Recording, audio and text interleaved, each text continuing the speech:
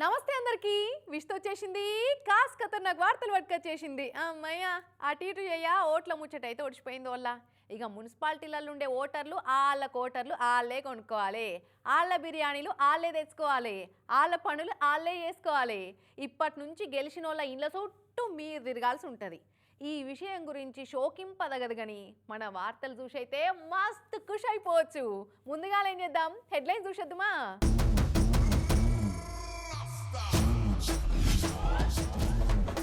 మూడు ముక్కలైన పట్నం ఆలతేమన్నా మారుతుందో చూద్దాం పోలీసు వాళ్ళ మీద జగ్గారెడ్డి సారు ఫైరు సిఐ తోటి వేసిండు వారు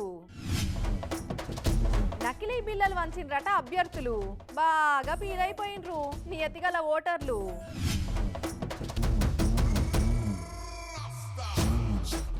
దయచేసి నా వార్తలు చూడుర్రి దయచేసి రోజు పొద్దుగాల 6:30కు మళ్ళా 9ంటికి నేను చెప్పే స్మార్ట్ వార్తలు చూసి సపోర్ట్ ఇయ్యరే ఏందమ్మా ఏడుపులు బొబ్బలు చూస్తాం కానీ ఏడవకు నీ ఏడుపు చూడలేకపోతున్నాను తల్లి అనుకుంటున్నారులే వార్తలు చూడమని ఏడ్చుకుంటూ అడుగుతూనే గట్లుంటే ఇక ఒగ్గి అక్క చూడుర్రి ఓట్లే ఇర్రని ఏడ్చుకుంటూ అడిగింది చూస్తే ఇంకేమంటారో అయ్యో అమ్మ ఊకో అయ్యో దేశం కోసం ధర్మం కోసం చాలా పోరాటం చేస్తున్నదట అమ్మ ఓట్ ఫర్ బీజేపీ అని ఎట్లా శోకం పెడుతున్నదో చూడురి ధర్మం కోసం దేశం కోసం నేను పోరాటం చేస్తున్నా ఓట్ ఫర్ బీజేపీ రామచంద్ర ఈ అమ్మ శోకం చూస్తుంటే బంగాళాఖాతంలో నీళ్ళన్నీ అమ్మ కళ్ళల్లోనే కెరటాలై తన్నుకొస్తున్నట్టున్నాయి కదా ఊక తల్లి ఊక యువతను ముందుకు వచ్చి నన్ను గెలిపియండి నన్ను గెలిపిస్తే అనుకుంటున్నా పోయినసారి ఓడిపోయినా నీ దుఃఖం చూసన్నా ఓటేసి ఉంటారు కానీ నువ్వు ఊక తల్లి నీకు వచ్చిన గోస ఎవ్వరికి రావద్దమ్మా కౌన్సిలర్గా గెలిచి ప్రజాసేవ చేయాలని నువ్వు పడుతున్న తన్లాట చూస్తుంటే ఓటర్లకు కూడా ఓటేయాలనే ఉత్సాహం తన్నుక రావచ్చు అమ్మ తల్లి నువ్వు బాధపడకిగా ధర్మం కోసం దేశం కోసం నేను పోరాటం చేస్తున్నా ఓట్ ఫర్ బీజేపీ ఈ అమ్మ పేరు ఉమ్మగండి రాజాబాయ్ యాదగిరి గుట్టల బీజేపీకి వెళ్ళి 9వ వార్డు అభ్యర్థిగా పోటీ చేసింది నిన్న ఓట్లకు ఒక్కరోజు ముందుగా ఇట్లా ఏడ్చుకుంటా వీడియో తీసి ఇంటర్నెట్లో వెడితే ఇక చూడురి కాలువకు గండి పడ్డట్టే కన్నీళ్లు గార్చిన ఉమ్మగండి రాజక్క ఏడుపు చూసి సోషల్ మీడియాలో అంతా కన్నీళ్ళ సునామీ వారిస్తున్నదిగా దేశం గురించి ధర్మం గురించి ఈసారి 9వ వార్డు ప్రజలు నన్ను గెలిపిస్తారు జై శ్రీరామ్ జై భారత్ మాతాకి దేశం కోసం ధర్మం కోసం అనే మంత్రానికే సగం మంది మంత్రముగ్ధులు అయిపోయి రాజక్కకు రాజీ పడకుండా ఓటేసినట్టున్నారు కదా అని కామెంట్ చేస్తున్నారు మరి ఇక రాజక్క పెట్టిన శోకం రాజక్కకు రాజయోగం పట్టిస్తుందో మళ్ళా ఓడగొట్టి ఇదే శోకరాగం కంటిన్యూ చేపిస్తుందో 13వ తారీఖు నాడు బయటపడుతుంది ఇక నాకు ఒక్కసారి అవకాశమైన ధర్మం కోసం దేశం కోసం నేను పోరాటం చేస్తున్నా ఓట్ ఫర్ బీజేపీ మేడారం జాతరప్పుడు సమ్మక్క సారక్క పలారముల్లో అని బంగారం ఎట్లా వంచుతారో ఓట్లప్పుడు పోటీ చేస్తున్న వాళ్ళు గట్నే పైసలు వంచుతుంటారు కానీ నడుమ కొందరు అభ్యర్థులు ఓట్లు బొచ్చలేపించుకునేందుకు పైసలు ఇచ్చుడే కాకుండా వెండి బిల్లలు బంగారు పూత ఊసిన బిల్లలు ఇచ్చే ట్రెండ్ కూడా నడుస్తుంది అయితే ఓ కాడ బీజేపీ క్యాండిడేట్ బిల్లలు ఇచ్చే ఫుల్ ఓట్లు వేయించుకుందాం అనుకున్నారట కానీ ఓటర్లేమో ఈ దొంగ బిల్లలని పసిగట్టి లొల్లికి దిగిర్రంటే ఓట్లు పడాలంటే నోట్లతో పాటు వెండి బిల్లలు ఇస్తే ఇంకా ఎక్కువ ఓట్లు పెట్టేలా పడతాయని అనుకున్నారు ఏందో కానీ మేడ్చల్ జిల్లా ఆలియాబాద్ మున్సిపాలిటీ 5వ వార్డులో పోటీ చేస్తున్న కమలం పార్టీ క్యాండిడేటు ఇంటింటికి తిరిగి వెండి బిల్లలు వంచిరట పాపం ఇక ఈ ఓటర్ అన్న వద్దంటే వద్దే అని అన్నారట కానీ వాళ్ళే బలవంతంగా ఇంట్లో బల్ల మీద పెట్టిపోయిరట బిల్లను అయితే ఇక బల్ల మీద పెట్టిన బిల్లను చూస్తే అది వెండిది కాదు ఒట్టి డొల్లది అని ఎరకైందని అంటున్నాడు ఈ అన్న బీజేపీ పార్టీ నుంచి పోటీ చేస్తున్నటువంటి కన్నడి మాలతి మాధవరెడ్డి గారు ఇంటింటికి వెళ్ళి మాకు కూడా ఇటువంటి సిల్వర్ కాయిన్ ఇచ్చేసి మా పార్టీని మమ్మల్ని గెలిపించాలి మీకు ఈ సిల్వర్ కాయిన్ ఇస్తున్నానని చెప్పి ఖచ్చితంగా బలవంతంగా మేము తీసుకోకున్నా కూడా మా ఇంట్లోకి వచ్చి టేబుల్ పైన పెట్టేసి వెళ్తూ మరి ఇది ఫేక్ అని మీకెట్లా తెలిసింది అన్న? 100% అండి. ఈరోజు మార్కెట్లో మీకు తెలిసిన అప్డేట్ ప్రకారం కూడా సిల్వర్ ఎట్లా ఉందో మీకు తెలుసు. ఇది 100% జెన్యూన్ సిల్వర్ అయితే కాదు. ఆగోనట వాటి ఆలత చూస్తే అవి వెండి పిల్లలు లెక్క లేనే లేవట, అందుకే నకిలీ అని కన్ఫర్మ్ చేసుకుంటున్నా అని అంటున్నాడు అన్న. ఇది కోటెడ్ సిల్వర్ అని ఖచ్చితంగా దీన్ని అనుకుంటున్నాం. మేము ఇంత అనుమానం ఉంటే ఏదైనా బంగారం షాపులో తీసుకపోయి చెకింగ్ చేపిస్తే అయిపోతుండే కదన్నా. కానీ ఓటర్లకు వంచిన ఎండి బిల్లలు నకిలీ బిల్లలు అని తేలితే మాత్రం బీజేపీ అభ్యర్థి అక్కకు ఎండి బిల్ల ఎనలేని కష్టాలు తెచ్చినట్టే.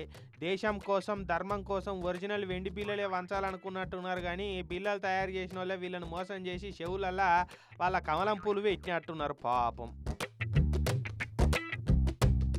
ఇక ఇక్కడి ముచ్చట ఇట్లున్నదా, సిరిసిల్లాలో కూడా ఇసొంటి ముచ్చటనే అయింది. 25వ వార్డు కౌన్సిలర్గా పోటీ చేస్తున్న స్వతంత్ర అభ్యర్థి ఓటర్లకు 3 గురుజల బంగారు బిల్ల ఇస్తున్నాయని చెప్పి బంగారు పూత పూసిన రాగి బిల్ల వంచిండని ఓటర్లు గుర్తుపట్టి నియతిగల ఓటర్లు నకిలీ బిల్లలు వంచిన అభ్యర్థినిగా మస్తు తిట్టుకోబట్టిర్రు. ఇట్లా స్వతంత్ర అభ్యర్థి చేసిన బంగారం ఇస్తున్న అభ్యర్థి ప్రజలకు అని చెప్పేసి మోసం చేస్తున్నది రాగి బిల్ల. దయచేసి ప్రజలు గమనించి ఓట్లు వేయగలరు. ఇలాంటి మోసాలు చేస్తున్న వారిని తరిమి కొట్టగలరు. కానీ చూడు, గెలవక ముందే గీ తీరులో మోసాలు చేస్తున్న వాళ్ళు రేపు గెలిచినాక ఇంకే తీరులో నకిలీ చేతిలో పెడతారో ఏందో. అధికార పార్టీ వాళ్ళు పోలీసు వాళ్ళు అంటే cell phone C type charger లెక్క కలిసి ఉంటారు, కానీ స్మార్ట్ ఫోను సన్న పిన్ను ఛార్జర్ లెక్క వేరు అసలు ఉండరు. కానీ నిన్న సంగారెడ్డిలో మాత్రం సీన్ మొత్తం రివర్స్ అయింది. ప్రతిపక్షానికి కొమ్ము కాసి పోలీస్ యూనిఫారం మీదున్న నమ్మకాన్ని వమ్ము చేసిండ్రని సంగారెడ్డి సిఐ మీద కాంగ్రెస్ వర్కింగ్ ప్రెసిడెంట్ జగ్గారెడ్డి సారు పటపట పండ్లు కొరికిండు. దొరికితే గావు పడతా అన్నట్టే సిఐ మీద షిటపటలాడిండు సారు.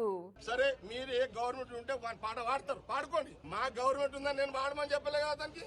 కానీ నా అడ్డుని గల్లబట్టి అతన్ని ఊకోండి, సీఐని ఊకోండి అని. హారే కథకు నా వాడెత్తు. సంగారెడ్డి మున్సిపాలిటీ 34వ వార్డు పోలింగ్ కేంద్రంలో నిన్న చిన్న లొల్లి కాలే కదా, పోలింగ్ బూతుల రిగ్గింగ్ అవుతున్నదని కాంగ్రెస్ అభ్యర్థి ఆడున్న పోలీసు వాళ్ళని నిలదీసిండట. ఏంది వైడ న్యూసెన్స్ చేస్తున్నావు అనుకుంటా పోలింగ్ కేంద్రంలోకి వెళ్ళి కాంగ్రెస్ క్యాండిడేట్ను గల్లబట్టి బయటకు గుంజుకొచ్చిండట సంగారెడ్డి సిఐ సారు.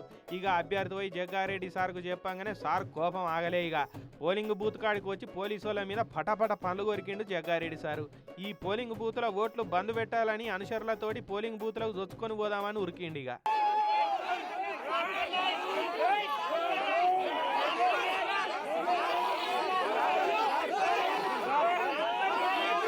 ఓ సార్ మీ దండం పెడతాం ఆగురు అన్నట్టే దబదబ పోలీసు వాళ్ళు అడ్డం పడి సార్ అనుచరులను లోపడి పోకుండా ఆపిరిగా. 20 ఏండ్ల నుంచి సంగారెడ్డిలో నేను పోలింగ్ కేంద్రానికి వచ్చిందే లేదు, ఫస్ట్ టైం నేను పోలింగ్ కేంద్రానికి వచ్చేటట్టు చేసిరు. నేను బూతులాగా 26 ఏళ్ళైంది. శివకుమార్ నాకు తెలుసు. ఈ శివకుమార్ అంటోడు పోయిన 10 ఏళ్ల కాలంలో, సరే మీరు ఏ గవర్నమెంట్ ఉంటే పాట పాడతారు, పాడుకోండి. మా గవర్నమెంట్ ఉందని నేను పాడమని చెప్పలే కదా దానికి. రిగ్గింగ్ చేస్తున్నాడని చెప్తే నా క్యాండిడేట్ గల్లబట్టి నొక్కాడు. మైండ్ ఖరాబ్ చేసారు, మూడు ఖరాబ్ చేసారు. నేను ప్రశాంతంగా మా వాళ్ళతో రూమ్ లో కూర్చొని మాట్లాడుతున్నా. పోలీసు వాళ్ళు నా మైండ్ ఖరాబ్ చేసిరు. అభ్యర్థి గల్లబట్టుకునే అధికారం సీఐకి ఎక్కడదనిగా సీఐని సీరు చింతకు గడతా అని పోలీసు పెద్ద ఆఫీసర్లతోటి లొల్లి పెట్టుకున్నాడు జగ్గారెడ్డి సారు. నేను అపోజిషన్ లో ఉన్నదా నేను అనుకుంటున్నామేమో. చెప్తా అంటే చెప్పుకోపో అంటుంది సార్. చెప్పుకోపో అన్నాడు. అంత పెద్ద తీసుకోవారు కానీ వాళ్ళు సినిమాని 69 ఇదేమన్నా ఎంత తమాషారా. జర సైసూరి సార్ ఏం జరిగిందో ఎంక్వైరీ చేసి చర్యలు తీసుకుంటాం సార్, మీరు జర సైసూరి ఓపిక వాటూరి సార్ అని పోలీసు వాళ్ళు జగ్గారెడ్డి సార్ ను ఒక తీరులా బతిలాడబట్టిరు. సీఎం రమ్మని చెప్పండి, డెలిట్గా జరగా పోలింగ్ ఆపేస్తున్నా.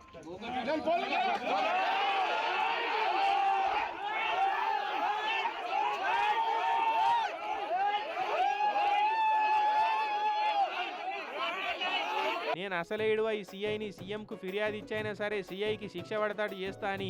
జగ్గారెడ్డి ఏం చేస్తాడో అన్నావు కదా, అదే చేసి చూయిస్తా అని సీఐకి వార్నింగ్ ఇచ్చిండు జగ్గారెడ్డి సార్. జగ్గారెడ్డి చూపెడతావా నన్ను డిస్టర్బ్ చేసి మీ సీఐ. నేను ప్రశాంతంగా 26 ఏళ్ల తర్వాత నేను ఈ బూత్కు వచ్చి పోలీసులతో గొడవడానికి కారణం నీ సీఐ. నిన్న అయిన ఓట్లల్లా మొత్తం పోలీసులు అధికార పార్టీలకే వంత వాడుతున్నారని ప్రతిపక్షం వాళ్ళు లొల్లి పెట్టే సీన్లే కానొచ్చినాయి, కానీ సంగారెడ్డిలో మాత్రం ఈసారి సీన్ రివర్స్ అయిపోయింది కదా. మీరు సీఐ మీద యాక్షన్ తీసి సస్పెండ్ చేయకపోతే మేమైతే ఊపం డిఎస్పీ గారు. ఇక పోలింగ్ బూతుల కాడ ఇంత రచ్చయినాక ఎలక్షన్ కమిషన్ వాళ్ళు ఊకుంటారు. జగ్గారెడ్డి సార్ మీద ఎలక్షన్ కమిషన్ వాళ్ళు బాగా సీరియస్ అయిపోయి కేసు పెట్టిరు.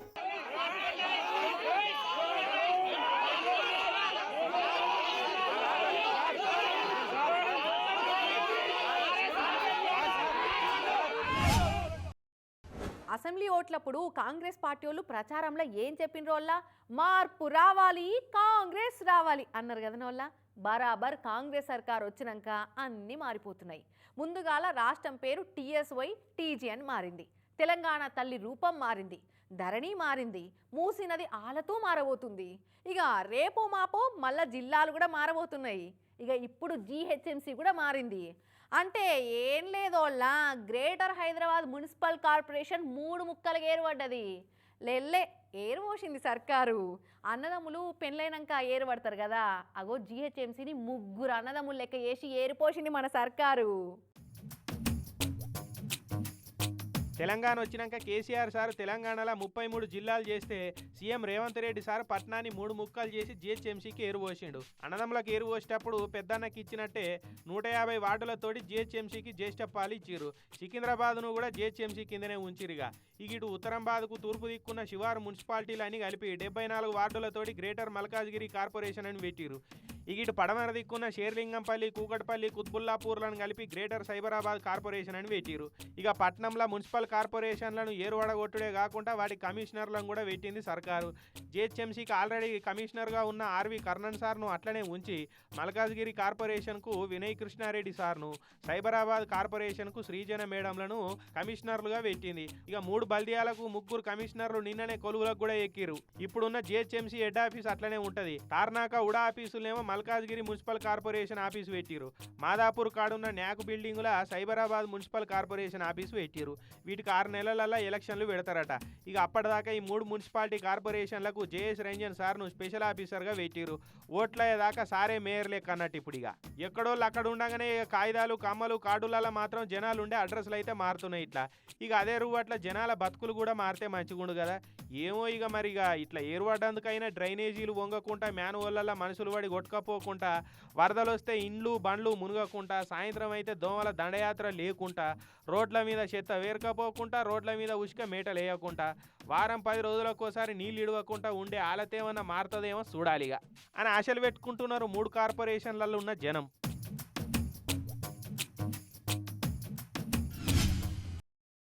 అందరు గుండెలు లబ్ డబ్ అని మొత్తుకుంటుంటే జగన్ అన్న అభిమానుల గుండె మాత్రం జగన్ జగన్ అని కొట్టుకుంటుందని అప్పట్లో ఉండవల్లి శ్రీదేవక్క అసెంబ్లీలో చెప్పలేదా అనోళ్ళ. ఉండవల్లి శ్రీదేవక్క చెప్పినట్టే జగన్ అన్న అభిమానులు వాళ్ళ గుండె సప్పుడు అల్ట్రాసౌండ్ రిపోర్ట్ అంతా ఫ్లెక్సీల మీద వేసుకొని గిట్ల సమరవడబట్టే. ఈరోజు కులం చూడటం లేదు, ఈరోజు మతం చూడటం లేదు, ఈరోజు వర్గం చూడటం లేదు. కులం జుడం, మతం జుడం, పార్టీలు జుడం, ప్రాంతం జుడం అని జగనన్న అన్నట్టే అన్న అభిమానులు కూడా కులం జుడం, మతం జుడం, పార్టీలు ఏం జుడం అనుకుంటా ఇట్లా ఫ్లెక్సీలు వేస్తున్నారు కదా. చూస్తురా తాడేపల్లి కాడున్న జగనన్న ఇంటి ముంగడ కానొచ్చిన ఫ్లెక్సీలు ఇవి. ఫ్లెక్సీ మీద కేసీఆర్ సార్ ఫోటో, కింద ఈ పక్క కేటీఆర్ అన్న ఫోటో, ఆ పక్క తమిళ యాక్టరు తాజా పొలిటీషియన్ ఇళయ తలపతి విజయ్ అన్న ఫోటోలు. ఇక వాళ్ళతోటి జగనన్న ఫోటో వేసి 2029లో చరిత్ర సృష్టించబోతున్న నాయకులని కింద క్యాప్షన్ పెట్టిరు. ముదిగొండ ప్రకాష్ బ్రాకెట్ల ఎంపీ అట. అగో ఆయన ఎప్పుడు ఎంపీ అయిందంటే ఆయన ఎంపీ కాలే, ఆయన పేరునట్ల పెట్టుకున్నాడు ఎంపీ అని. వైసీపీ SCCL ప్రధాన కార్యదర్శి అని కింద పేరేసుకున్నాడు. అంటే ఈ అన్నదే అనుకుంటా ఈ క్రియేటివిటీ అంతా. మళ్ళీ ఆడిడైతే జగనన్న కంట పడదనుకున్నాడో ఏందో కానీ సీదా జగనన్న ఇంటి ముంగట్నే కట్టిండు పోయి ఫ్లెక్సీలనైతే. మరి రామన్న, దళపతి, విజయ్ అన్న, జగనన్నలు అందరు కలిసి ఏమన్నా పొలిటికల్ అలయన్స్గా ఏర్పడుతున్నారా అంటే కాదు. అభిమానుల మల్టీవర్స్ ఆఫ్ మ్యాడ్నెస్ అన్నట్టు ఇదంతా. 3 స్టేట్ల లీడర్లను ముద్దుగా ఒక ఫ్లెక్సీలో చూసుకొని ఇట్లా మురుస్తున్నారు అన్నట్టు. ఫ్లెక్సీలు అయితే కట్టుకున్నారు మంచిదే కానీ ముందు మురిసినామా పండుగ మరిచింది అన్నట్టు అయితే చేసుకోకూరి జరా.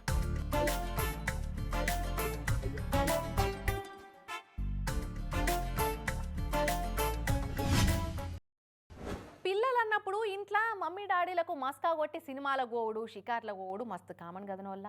ఆ ఫీజు కట్టాలి, ఈ ఫీజు కట్టాలని మమ్మీ డాడీల తాన మస్తు పైసలు పట్టించి జల్సాలు చేసేటోళ్ళని కూడా లోకం మీద మస్తు మందిని చూస్తూనే ఉంటిమి.